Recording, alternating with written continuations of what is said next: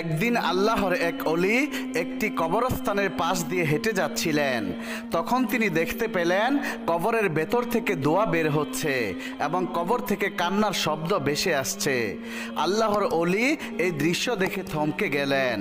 তিনি দাঁড়িয়ে দেখতে পেলেন দুইটা কবর থেকেই দোয়া বের হচ্ছে এবং ভয়ঙ্কর আহাজারি শব্দ ভেসে আসছে। এরপর আল্লাহর অলি ওই কবরস্থানের পাশের একটি গ্রামে গিয়ে উঠলেন এবং গ্রামের কিছু লোকজনকে ডেকে বললেন, আপনারা কি বলতে পারেন ওই কবরস্থানে দুইটি নতুন কবর পাশাপাশি দেখা যাচ্ছে, সেই কবরগুলো কাদের কবর? গ্রামের কয়েকজন লোক বলল, কিছুদিন পূর্বে ওই পাশের গ্রামের একটি মেয়ের বাবা মা দুজনেই ইন্তেকাল করেছেন। বাবা চলে যাওয়ার 3 দিন পর মেয়েটির মাও চলে যান, তাদের কবরই ওইগুলো। বুজুর্গ লোকটি তখন বলল, আপনারা আমাকে ওই মেয়েটার নাম ও বাড়ির ঠিকানা দিন, আমি মেয়েটার সাথে দেখা করতে চাই। লোকেরা তখন বলল, হুজুর আপনি একই বলছেন, আপনি কি জানেন কে সেই মেয়ে? সেই মেয়েটি হলো ওই গ্রামের একজন বিখ্যাত নষ্টা মেয়ে। সে দিনের বেলায় সারাদিন ঘুমায় আর রাত হলে পরপুরুষের সাথে বাজে কাজে লিপ্ত হয়।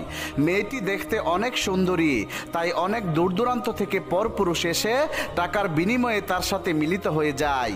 হুজুর আপনাকে তো দেখতে আল্লাহর একজন বুজুর্গ ব্যক্তির মতো মনে হচ্ছে, আপনি কেন ওই নষ্টা মেয়ের সাথে দেখা করতে চাচ্ছেন? আল্লাহর অলি তখন বলল, মেয়েটি যাই হোক না কেন আমাকে যে তার সাথে দেখা করতেই হবে।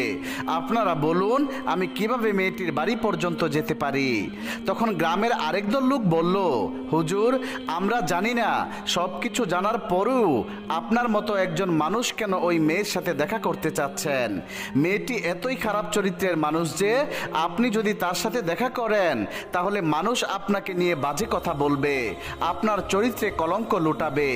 আল্লাহর অলি তখন বললেন, আমাকে মানুষ যাই বলুক না কেন তবু আমাকে মেয়েটির সাথে সাক্ষাৎ করতেই হবে।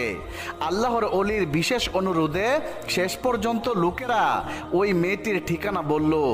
লোকেরা বলল, ওই পাশের গ্রামে যাওয়ার পথে একটি বটগাছ আছে, সেই বটগাছটার বরাবর যে রাস্তাটা গেছে সেই রাস্তার মাথার বাড়িটাই হলো ওই নষ্টা মেয়ের বাড়ি। মেয়েটার নাম গোলাপি। এরপর আল্লাহর অলি ওই মেয়েটির বাড়ির দিকে রওনা করলেন। হাঁটতে হাঁটতে তিনি পথের মাঝে একটি বটগাছ দেখতে পেলেন এবং সেই বটগাছের নিচে একজন লোক বসা ছিল। আল্লাহর অলি ওই লোকটাকে জিজ্ঞাসা করলেন, ভাই গোলাপির বাড়ির কি এটাই রাস্তা? লোকটি তখন বলল, জি এটাই, কিন্তু হুজুর আপনি কেন তার বাড়িতে যাবেন? তার কাছে তো ভালো কোনো মানুষ যায় না, তাকে সবাই রাতের রানী বলে ডাকে, সে সারাদিন ঘুমায় আর যখনই অন্ধকার